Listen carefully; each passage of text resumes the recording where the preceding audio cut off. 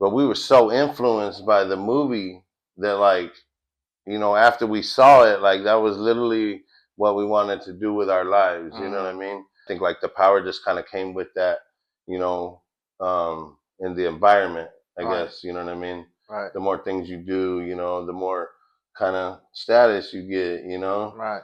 Literally, I freaking lived the movie. Top of the world's last of a dying seed, the only platform on this planet when we use real stories from real people and we pair them with movies. And today we have Joe Dinero, aka Chico, and the movie that he says, one of the movies that he says relates to his life is American Me. Yeah. So for the world that don't know, how does this movie relate to your life? All right, man. So, like, this movie came out, like, so I grew up in the 80s and 90s, like, basically the gang banging era, and so when I was like 12 years old, like, me and my brother snuck into the theater to see this movie, because it was rated R and stuff like that. So we snuck in to see the movie, but we were so influenced by the movie that, like, after we saw it, like, that was literally what we wanted to do with our lives. You know what I mean? Which is kind of fucked up to say, but, like, that's what it was at the time. Because we were already kind of like in the gang, already in the gang and shit like that, and involved in the street life and stuff, and running the streets and everything. So once we saw it, it was just like that was the ultimate, like, influence of, like, what we were doing anyways. And so it was kind of like, and then we kind of just went on and lived that, but turned it around, of course. But yeah. Right.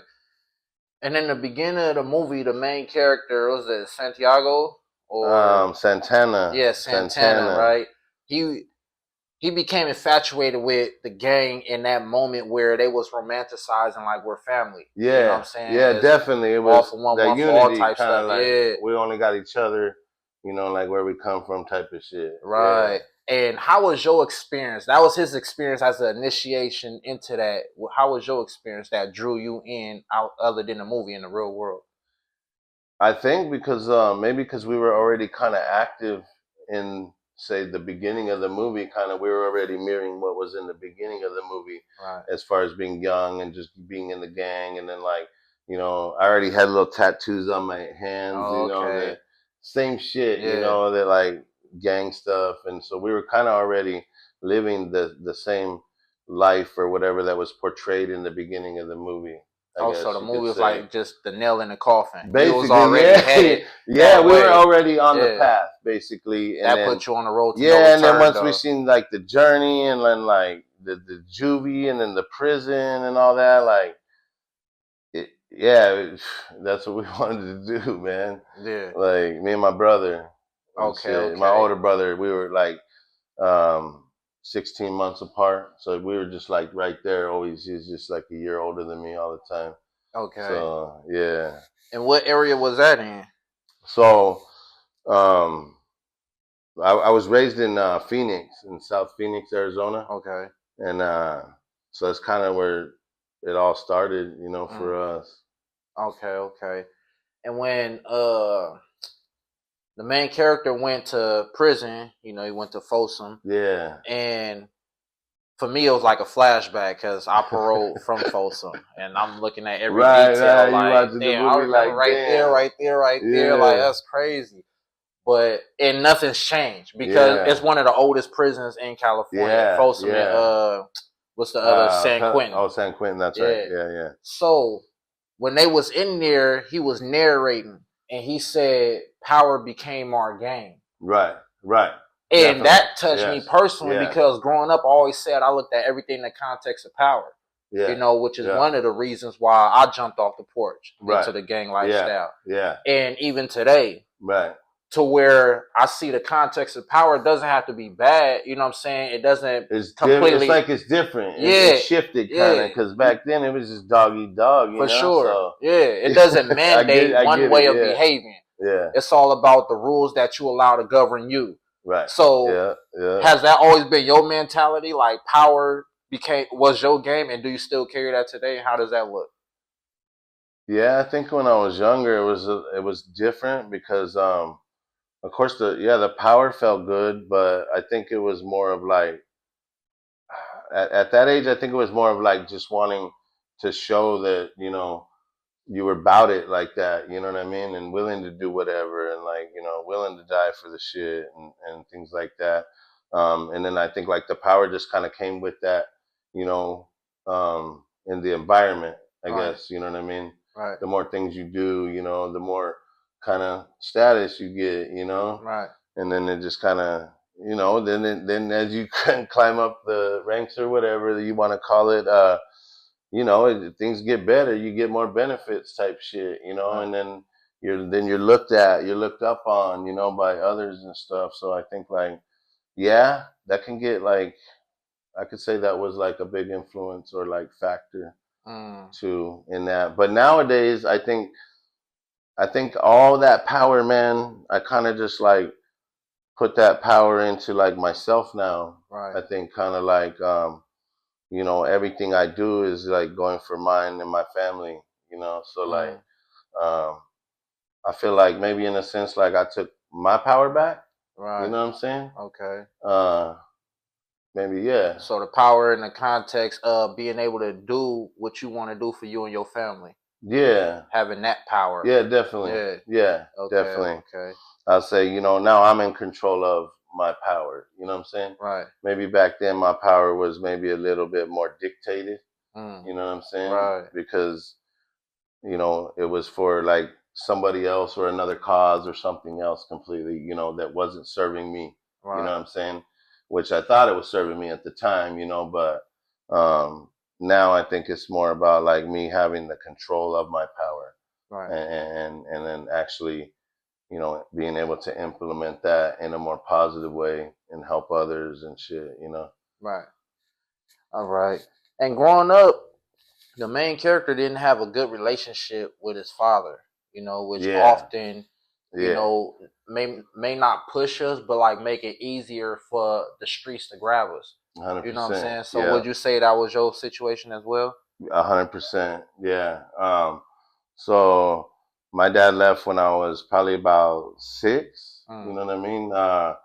Me and my brother were like chilling on the porch, and then because my parents weren't together at that time, so like my memory is like me and my brother were chilling on the porch, and then like a couple vans pulled up, a SWAT team, kicked the door in, took him, and then my mom's dad came and picked us up and took us to his house, and then a couple days later, like my dad got out, and then he showed up over there to like, I don't know if he was coming for us or whatever, but my grandfather told him to kick rocks. And then so that was the last time we ever saw him and shit. Right. Basically. So yeah, and then too, you know, I think, you know, mom's struggle with her own, you know, maybe you could say need for the streets. You know what I'm saying? For lack of better words, you know what I'm saying?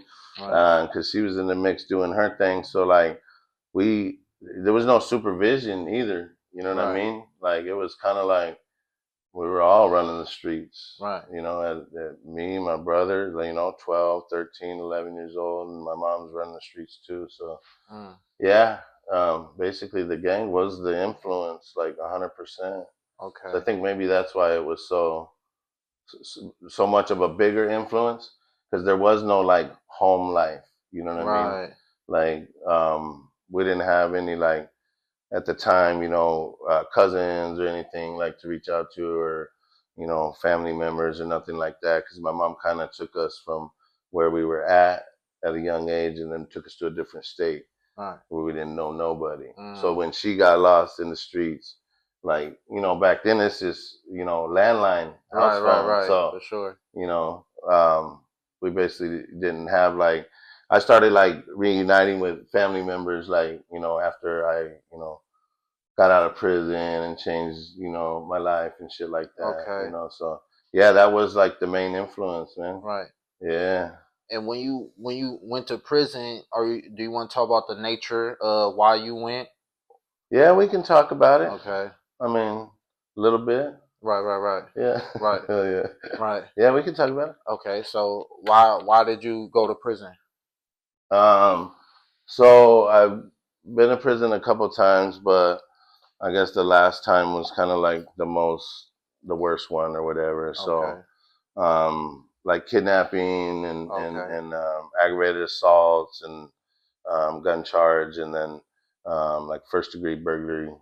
And so that was kind of like what I went in on the last one and shit. And how much time did you get? I got really lucky, man. I got really lucky, you know.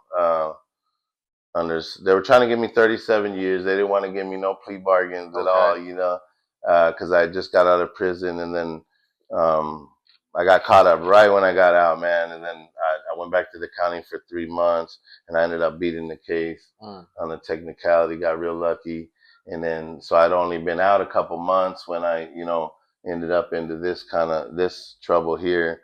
So they weren't trying to like budge, you know. But I got a little help, you know. My brother, rest in peace, you know. He got out of prison like when me and my co-defendant, a good friend of mine, we're going through our case, and so like he kind of helps us out a little bit, you know what I mean? And the prosecutors were afraid to lose the case at the time, so they offered us a plea bargain. They're going to drop everything and just give us the first degree burglary charge. And then it was like open 5 to 12 years, you know. Right. And the prosecutor was new. My lawyer was telling me like, this dude's really scared. He thinks he's gonna lose the case because nobody's cooperating and shit. And basically, he's like, you know, he's willing to just do whatever right now to get you locked up on something, you know. Right. And so he was young too, you know, and I mean, I was too at the time, but maybe a little different, you know. He looked like he's fresh out of school and shit. Right. And so I told him, look, man, you cap that shit at 5, I'll sign it, you know. Right. So he signed it, or I signed it, he did, and then so I got 5 years on the last one. Real lucky, man. Okay. Yeah. And then in the movie, the main character, he did a couple decades, right? Oh yeah. You know, but still though, you did a couple terms. So I did 15. Right. So one thing I noticed about him that really resonated with me is that when we get out of prison, those that walk them yards that was active. Yeah, definitely. Like we take respect on a whole nother level. Yes. To where when but at the same time, prison have you tripping over the littlest shit. Exactly. I was just talking to my boy about that the other day. You trip off the littlest shit. So once you that was my struggle getting out. I just told him the same shit. You think you know what respect is, and you standing on principle and all that. But everybody thinks they're like being respectful. And you're like, you think they're being disrespectful. You know? Yeah. So when the main character woman took him to a clothing store to get some new shoes. That was like me when I got out too. Like, hey, motherfucker. Right. And the dude was like, hold on, I got a customer. Like, he just doing his job. Right. But the character was like, hold on, look me in my fucking eyes when you talking to me. Like, and this girl, but it's like, we look at respect on a whole different level, and we have to know how to loosen up a little bit. Yeah, exactly. Understanding that 90% of this society live an unexamined life. Yeah. And they don't hold things to certain standards as you hold. They not about to stab somebody over $25. Yeah, definitely. You know? Yeah. So with you, when you first got out, let's talk about certain things you was tripping over that you had to like kind of pull it back on. So I got this one story, man. So I was at one of my boys' house one night, you know, we were having some drinks, and we're all from the same neighborhood, you know. And one of the homies that was there, like, he just got out of prison too, you know. And so like after a couple beers, he like, you know, he was the biggest thing walking, you know. And so he, you know, he was just running his mouth and stuff, you know, acting stupid. He was kind of being a little disrespectful at the homie's crib, so I kind of checked him a little bit. And then he started running his mouth about like some stuff he shouldn't have been talking about. So I kind of checked him again, and I was already like, man, this motherfucker one more time, you know? And so we're kind of all standing there, and he's just, you know, yapping, and he's like, man, when I was in the joint, man, so his finger was stuck, I guess, right? His finger's stuck like this. And so we're all like kind of in a triangle just talking, and he's like, man, when I was in the joint, you know, anybody need to get fucked up, man, you know, they come and get me and shit. And then he was like, when I was in the joint, man, I had to fuck this motherfucker up. And his finger was out like this. Right. He like put his hand up like, man, I had to fuck this motherfucker up. And I thought he was pointing at me. Right. And so I seen that shit, and then it, it was just on. Right. But yeah, I had a lot of trouble in traffic too. I think traffic, I would get like real like, oh fucking, you know, people cutting you off and shit. Like it was an adjustment. Right. It took me like a good year or two to like really adjust and just kind of chill out and shit. Right. And he thought he began to realize that too, as we were hearing the thoughts in his head, that he said, I thought everything I learned in the pen would teach me how to behave in the free world. Right. He was realizing that shit don't even it don't mesh. Two different worlds. Yeah, two different worlds, yo. So, but it was so he was like so conflicted as he grew up, and we could say kind of matured, because he started to have beliefs that contradicted his old beliefs. Yeah. But now you built up all these warriors who only operate off your old beliefs. Yeah.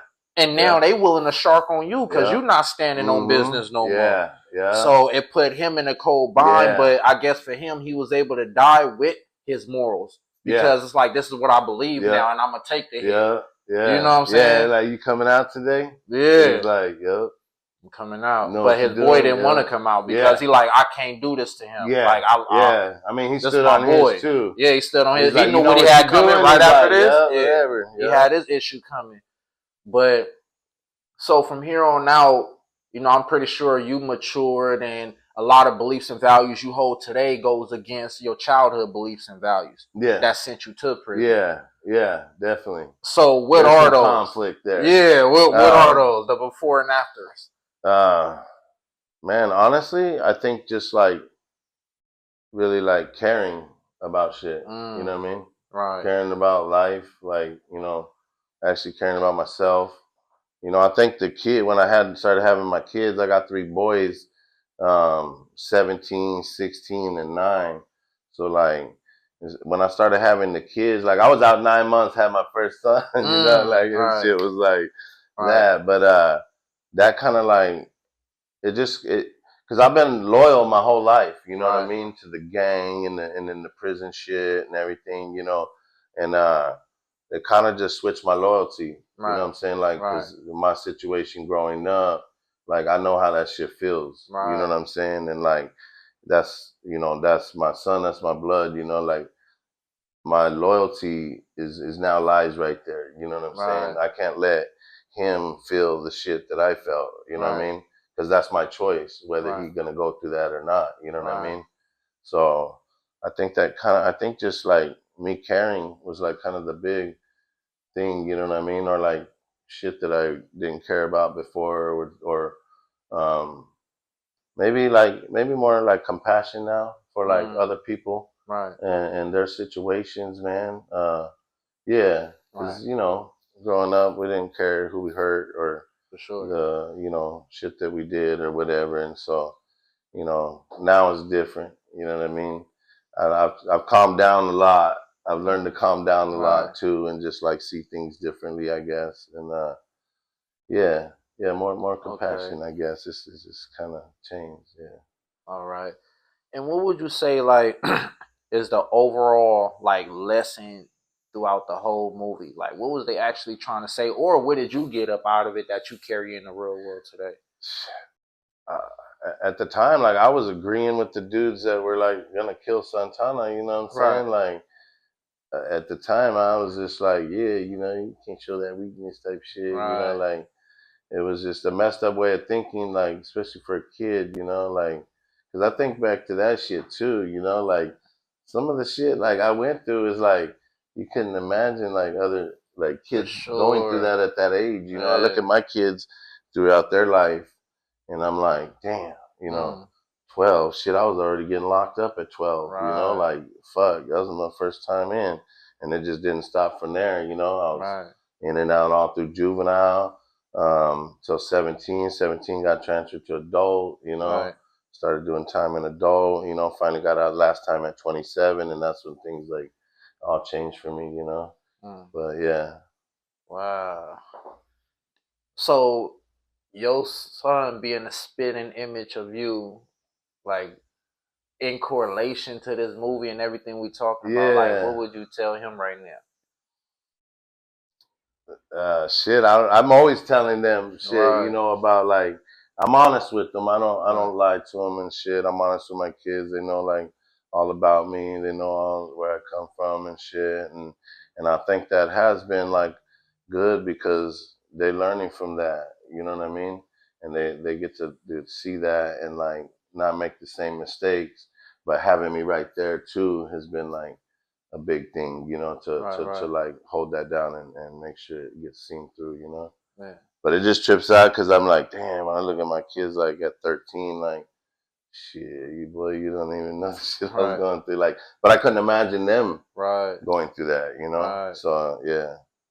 Okay. Yeah. And tell the world what you got going on now today. And what's your vision for the future?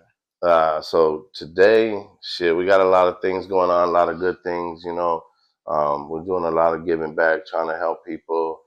Let me just say, like, anybody could do it, you know what I'm saying? Right. Anybody. Like, I came out of prison, like I said, I started having kids right away. I started working construction, you know what I mean? $10 an hour, fucking labor shit. Right. But I just got in that routine because that's what we need, Right. And then held that down for almost 13 years, worked my way all the way up to foreman, all that shit. I was electrician, doing like new construction and all that. But but at the same time, I'm a hustler at heart. Right. So like, I've always trying to come up with some kind of business, Right. Try to do the t-shirt thing back in the day. Okay. Shit didn't pop. And my brother was in prison, so at the time, he was doing a 16. He did 25 years altogether. He was on 16-year on the last one. And then he was a fucking real good artist. So we were always trying to like come up with something we could do with his art to like make a business, Okay. And then so we tried like the t-shirt thing, and I couldn't work the damn computer, you know what I'm saying? I was like, it just wasn't working out. Like I was ready to hit the swap meet type of shit, and so fuck, we tried some other like internet shit where like he was drawing these big ass sheets of like tattoo flash. Okay. And then we were supposed to upload them on the internet and like sell them, but here we go with the internet shit. Right. You know what I mean? Didn't work out. So then what we came up with, man, is we came up with like the skateboard brand and company. So like basically and then two, I guess that was a way for like, him, we can use his, art in a more positive way, his talent, to actually do something. So his last 10 years, he spent basically in like solitary confinement, what a lot of people know as the shoe. Right. You know what I mean? He was STG'd and shit. So he spent his last 10 years in the shoe. And then basically he was just drawing skateboards, man, and like literally drawing them in the shape of a skateboard.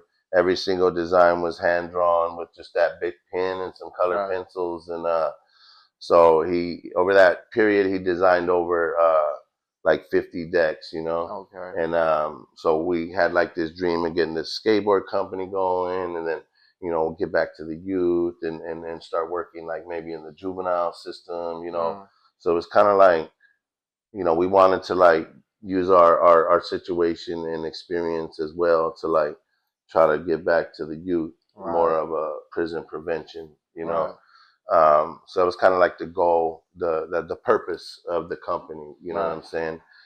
Basically to save as many youth as we can through skateboarding and shit.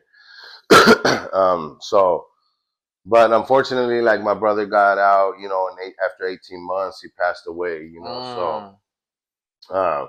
And then that was kind of like my motivation, to really like get on it again and everything. So, man, we just been pushing. I left the construction like 6.5 years ago, to like just chase the entrepreneur life, create the company and everything. And so it's been a long journey, man. The entrepreneur journey ain't no joke, that's sure. Fuck, it's been a mission, but man, we're finally up and running with the skateboard company and everything, and everything's live now. But I think the pivotal moment was I was literally just chilling one day, scrolling on the Instagram, and I saw an ad, man, for like this internet shit. And so I tapped it, you know, and then I ended up jumping in the game with that shit. Like, you know, maybe this is my ticket to create everything, you know? And so I jumped in the game with that shit and got me a mentor and everything. And then he basically took me in, and I started coming out here to San Diego from Phoenix. Like I was coming out 3 days a week, you know, just to get that proximity as well, and you know, be around these people that are already making millions of dollars on the internet and shit, you know.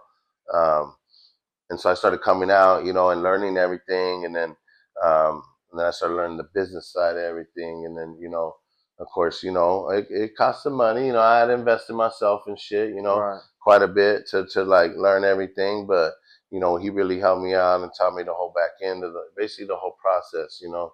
And so without 5 months, I moved my whole family out here after like 5 months, and just said, we're going for it. We're going to do this, you know. And shit, we've been here in San Diego, like, I want to say about 11 months almost, man, almost a year. And like, it ain't been easy, but we got it together, man. And then we launched our internet program as well, Remote Riches Academy. And so like, man, it's just booming, and like, we're making a shitload of money now. And like, it's crazy because everybody I know that's like successful, they say like, you know, you're just gonna go through it, but when it cracks, it's gonna go, you know. And that's so fucking true, man. You know. So like, we got a lot going now. We got the skateboard company. It's called Deckheads Official. Spelled a little different than like the normal way you would think. It's spelled DEKHEDZ. So we dropped the like C from deck, drop the A from head, and put a Z instead of the S in the end. And it's deckheadsofficial.com. And we also created a prison prevention program. We just partnered with a nonprofit on Deckheads for veterans and stuff that's going to be working with us. And we created a prison prevention program that we're going to start working on our nonprofit side and stuff, and working with the youth and everything too. And then with our internet stuff, we're trying to like, you know, target other youth, but like adults, you know what I mean? Like say 18 to 25, you know, kids that want to learn this skill, and kind of like bring them in. And literally, I'm just repeating the same thing that was done for me.